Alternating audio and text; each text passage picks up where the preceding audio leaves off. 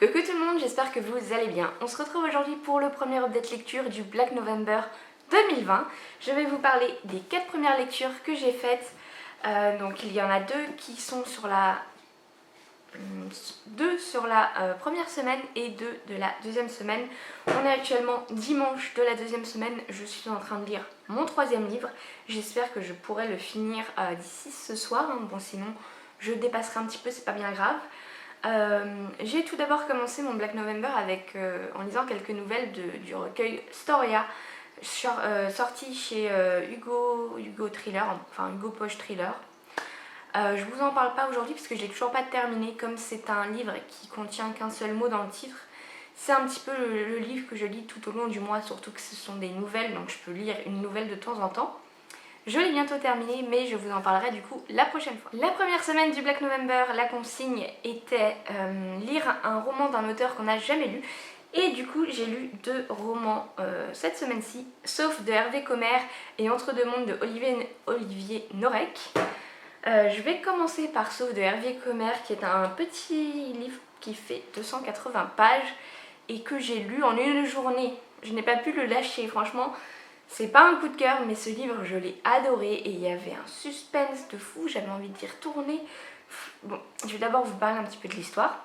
Donc, je ne sais plus comment il s'appelle. On se retrouve avec Mathieu qui a 48 ans, qui est un homme qui à l'heure actuelle a une vie assez réussie. Il est propriétaire d'un magasin d'antiquités, il a des employés qui travaillent pour lui. Il a une belle maison qui est sur une île, je crois sur la Seine, près de Créteil. Voilà, il est en couple avec une femme qui a une adolescente, mais il s'entend très bien avec elle. Enfin voilà, tout se passe bien pour eux. Sauf qu'un jour, il va revenir à son magasin après quelques jours de vacances ou d'absence, bref, je ne sais pas. Et il va trouver un album photo qui a été pris par un de ses employés. Enfin, quelqu'un est venu vendre l'album photo avec d'autres affaires. Et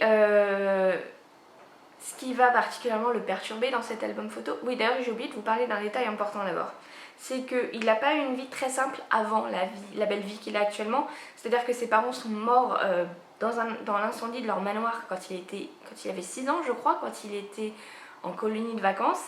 Il a été élevé par son oncle et sa tante, et après il a un petit peu mal tourné dans sa début de vie d'adulte, il a été en prison je crois si je me trompe pas, et voilà, et après il a pu se rattraper et avoir la vie qu'il a actuellement. Et donc il revient à son magasin après une absence et il va trouver un album photo qui va particulièrement le perturber, puisque dans cet album photo il y a des photos du manoir de son enfance. Et cet album ne devrait pas exister puisque tout ce qu'il a pu avoir quand il était enfant, tout a brûlé. Donc s'il y avait un album avec des photos du manoir, il aurait dû brûler dans l'incendie. Et voilà, il va être particulièrement perturbé par ça. Et très vite il va y avoir des choses un petit peu bizarres et un petit peu dramatiques qui vont se passer. Tout d'abord, son magasin va être cambriolé, je crois le soir même, et sa maison brûlée quelques jours après. Donc c'est assez... Et voilà, il va commencer à aller voir la police, enfin normal, si je fais cambrioler, il y a la police qui vient. Et voilà, il va un petit peu rentrer dans une quête de savoir qui a déposé cet album. Est-ce que ça a un lien avec le cambriolage et tout, et l'incendie de sa maison. Et j'ai adoré, on part dans des trucs mais complètement inimaginables quand on commence le roman. Et j'ai adoré, les chapitres sont assez courts, oui. Ils font généralement quelques pages, 3-4 pages, des fois un peu plus. J'adore ce rythme de lecture, franchement, avoir des chapitres très courts, on avance bien, il y a un bon rythme. Et j'ai adoré, et franchement quand on voit la fin par rapport au début, on se dit mais comment on a pu en arriver là.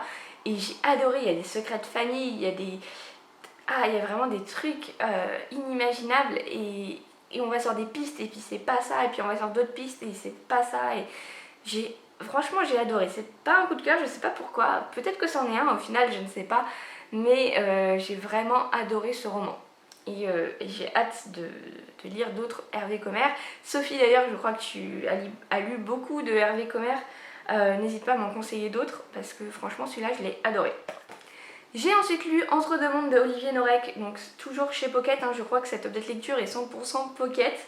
En même temps c'est une de mes maisons d'édition préférées en poche. Là on n'est pas du tout dans le même délire, hein, c'est beaucoup plus dramatique. On est avec Adam, voilà, je me souviens plus de son nom, donc, qui est à la base un policier syrien qui vit en Syrie avec sa femme et sa fille. Il travaille dans la police donc, du gouvernement de Bachar el-Assad, je crois que c'est ça à cette époque. Sauf qu'en fait il est un petit peu là en mode taupe, puisqu'il est contre son gouvernement, et être dans la police lui permet un petit peu de... Bah, voilà, ah bref, voilà, il est un peu là en mode taupe pour un petit peu infiltrer ce gouvernement pour lequel il est contre. Bref. Jusqu'au moment où il va croire qu'il a été un petit peu démasqué et il va dire à sa femme et sa fille de partir vers l'Europe, donc de partir en Libye pour après traverser la Méditerranée, arriver en Italie et après aller en France pour aller à Calais où ils doivent se retrouver. Donc ils doivent se retrouver dans la jungle de Calais pour ensuite essayer de passer en Angleterre puisqu'il a de la famille en Angleterre. Voilà, donc sa femme et sa fille vont partir. On va les suivre un petit peu au début. Et après on va suivre Adam qui, quelques mois plus tard, quand il arrive dans la jungle de Calais et il veut les retrouver en fait. Voilà. Et déjà ce roman, dès le début, on se prend une de ces claques dans la tronche, je m'y attendais pas. Waouh, quand j'ai lu ça, j'étais... Grosse claque dans la tronche.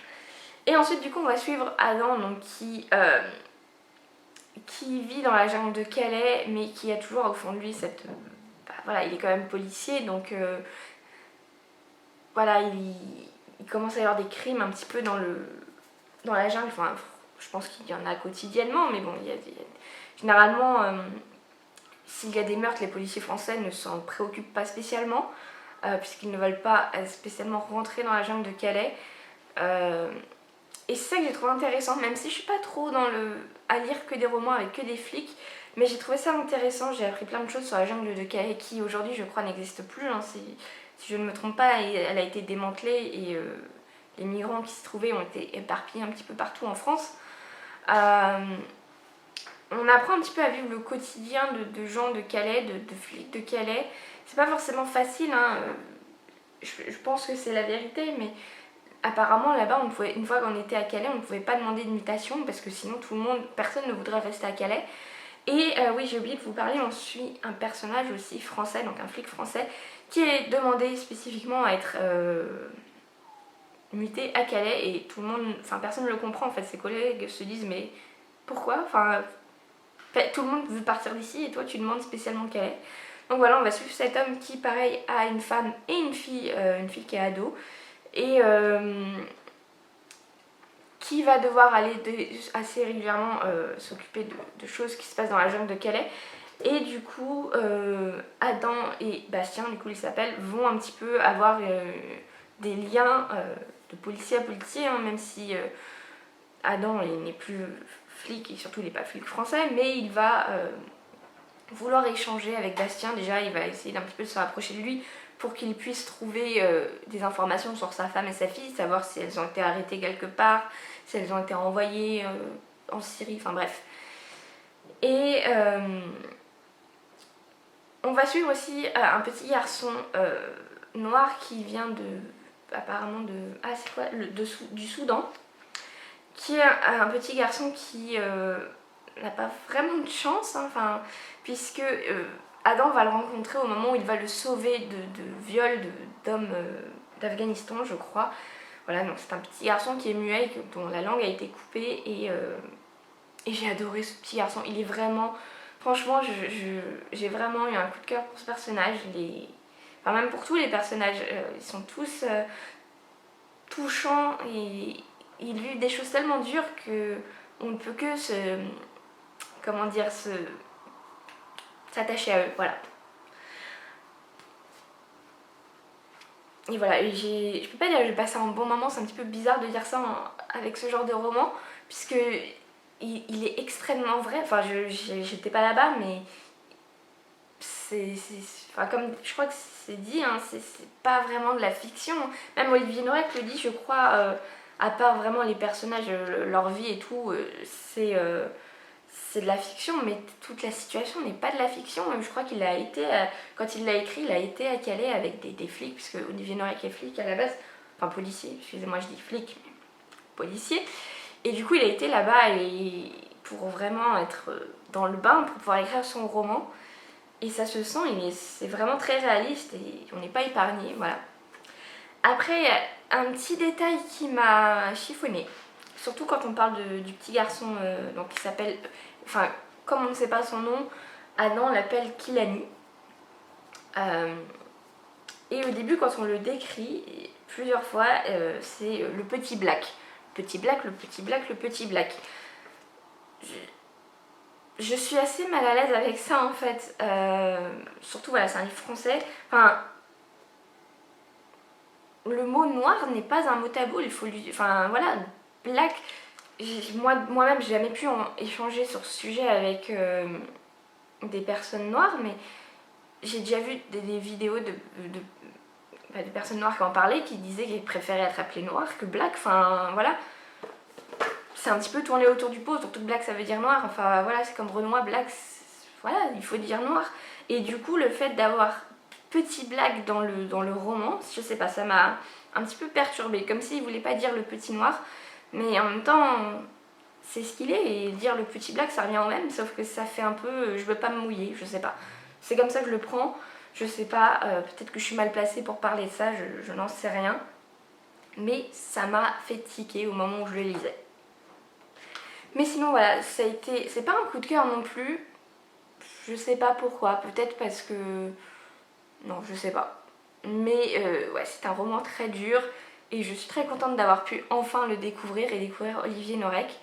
Mais c'est vrai que j'ai un petit peu peur du coup de commencer son autre saga, enfin sa saga Code 93, parce que j'ai vraiment peur qu'on soit vraiment trop dans avec des flics, avec le trafic de drogue. C'est pas ce que je préfère. Là, vous voyez, il y a toute cette dimension humanitaire qui est assez intéressante. Et ce qu'on n'a pas du coup dans le 493 et tout, on est vraiment dans la banlieue, dans le trafic de drogue et tout. Enfin, j'imagine. Je l'ai pas lu, mais je pense que c'est ça. Bref, en tout cas, je suis très contente d'avoir pu découvrir enfin Entre deux mondes. Ensuite, on est passé à la deuxième semaine. La deuxième semaine étant une semaine où il fallait lire des romans avec de la forêt sur la couverture, enfin une couverture qui évoque la forêt. J'ai lu du coup Écoute-nous de Lise Collet, donc vous voyez il y a des petits arbres, voilà, on sent qu'elle s'enfuit de la forêt. Et Séquestré de chez Louis Stevens, les deux chez Pocket encore, où là voilà, ça se voit qu'on est dans la forêt. Alors ce qui est assez marrant avec ces deux romans, c'est que sur certains points ils sont assez similaires. On est dans les deux avec une, bon là c'est une ado et là c'est une femme adulte, qui sont enlevés et séquestrés et qui après reviennent et voient toutes les deux un psychologue. Voilà, donc c'était assez marrant et du coup ça permet un petit peu de comparer. Et je peux vous dire qu'il y en a un que c'est pas un coup de cœur mais c'est pas loin, et un où ça a été un petit peu une déception. Voilà, spoiler, c'est celui-là la déception. Mais bon, on en reparle après. On va d'abord parler de Écoute-nous de Lise Collet. Qui est aussi connu sous le titre NJ 13 ans disparu. Je crois que c'est son titre France Loisirs, puisque je crois qu'il est d'abord sorti chez France Loisirs. Donc dans ce roman on est avec Angie qui a 13 ans, qui est scout et qui est donc du coup dans un camp scout un été, et donc elle dort dans une tente avec une amie scout ou deux, je ne sais pas. Bref, et en plein milieu de la nuit, elle a envie d'aller faire pipi. Du coup, elle va se lever, s'éloigner un petit peu du camp pour pouvoir être tranquille. Et puis voilà, elle descend son pantalon, se met accroupie, commence son petit pipi. Et voilà, pendant qu'elle a le pantalon sur les chevilles, elle voit un homme qui s'approche d'elle et qui lui fait chut. Et voilà, et ça c'est le prologue et on s'arrête là. Cette scène est un petit peu flippante, hein, clairement. Si on arrive à se l'imaginer bien, c'est un petit peu flippant.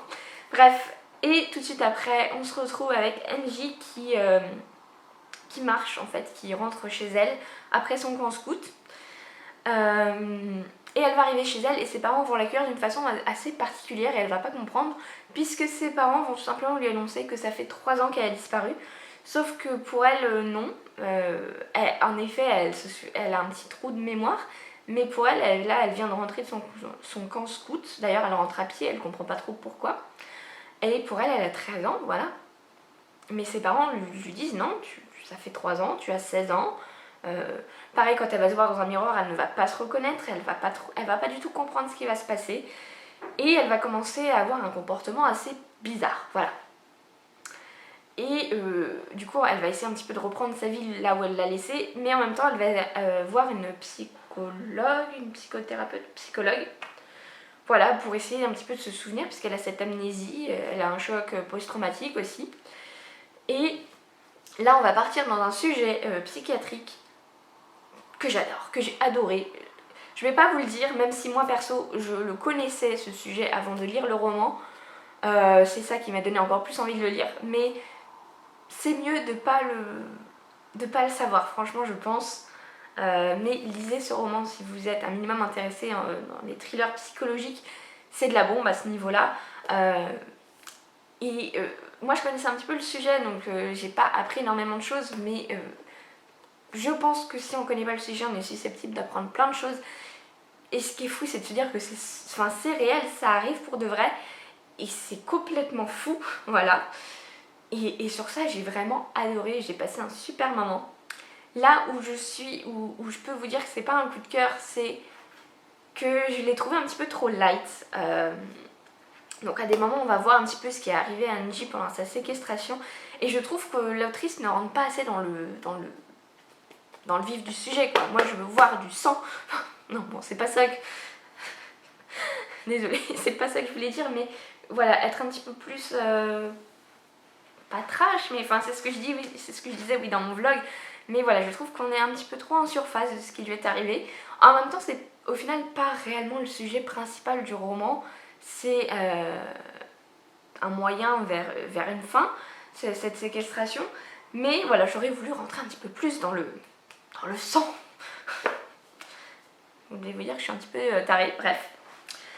Mais voilà, j'ai quand même passé un super bon moment et je vous le recommande à 100%. Lisez ce livre, lisez ce livre. Ne lisez pas ce livre. Non, je plaisante. Je plaisante, c'est moi qui... Je pense que j'ai été déçue parce que j'arrête... Enfin, surtout toute cette semaine là où du Black November, beaucoup de gens le lisaient. Beaucoup de gens mettaient leur avis sur le groupe Facebook du Black November. Et j'ai vu beaucoup de c'est une claque, c'est un coup de cœur.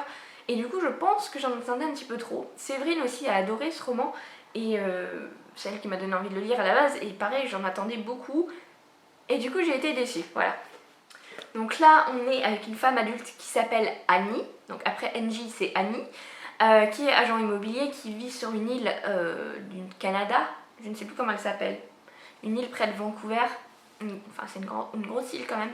Bref, elle vit dans un petit village, voilà, enfin une petite ville, Clayton Falls. Ça fait rêver un petit peu le nom, je trouve. Bref. Et du coup, elle est agent immobilier et on va la retrouver un jour où elle va faire une porte ouverte pour faire visiter une maison en fait à tous les gens qui veulent venir peuvent venir la visiter. Et c'est bientôt la fin de la journée, elle n'a pas eu beaucoup de visites, elle est un petit peu déçue et à la fin un homme va arriver et il va demander à visiter la maison. Sauf qu'il va réussir à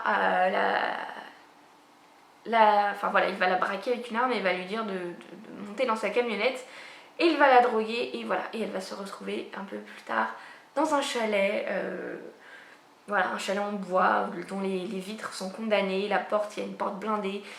Le chalet est aménagé, mais le frigo, les placards, tout est sous cadenas. Elle est libre dans le chalet. Au début où elle se réveille, elle est libre, elle est un peu... Voilà, un petit peu droguée encore. L'homme n'est pas là, et voilà, elle sait pas ce qu'elle fait là, elle comprend pas. Voilà, les vitres sont fermées, tout est sous cadenas. Et l'homme va rentrer, et voilà, elle va pas comprendre. Et puis voilà, là va commencer la vraie séquestration avec tout ce que ça implique, hein. Le sang.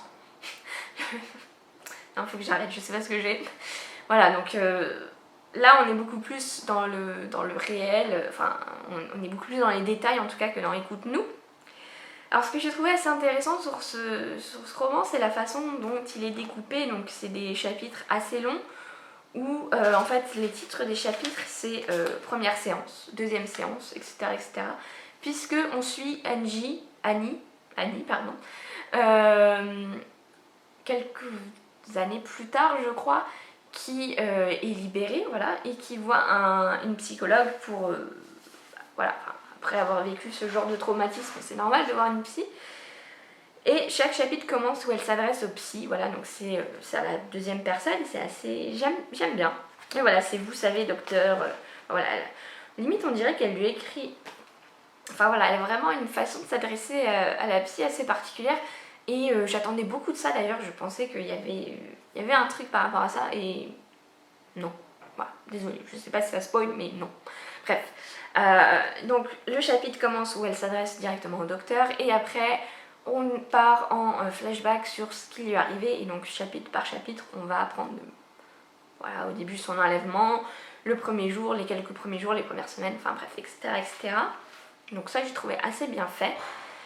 Et voilà, donc on a les deux tiers je dirais, ou la moitié, je ne sais plus, où vraiment elle nous parle de sa séquestration, et après elle nous parle du retour, une fois qu'elle a pu être libérée. Je vous en dis pas plus là-dessus.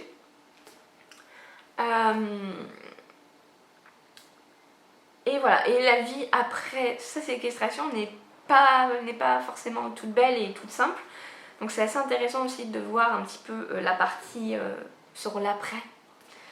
D'ailleurs il y a un autre livre que j'ai très envie de lire sur ce sujet qui est Baby Doll, je crois, de Holly Wharton ou quelque chose comme ça, je ne sais plus. Bref, et j'ai bien aimé aussi, mais là où j'ai eu un gros problème, c'est sur la résolution du pourquoi, du comment. Je sais pas d'où ça sort, mais j'ai pas du tout adhéré à cette fin.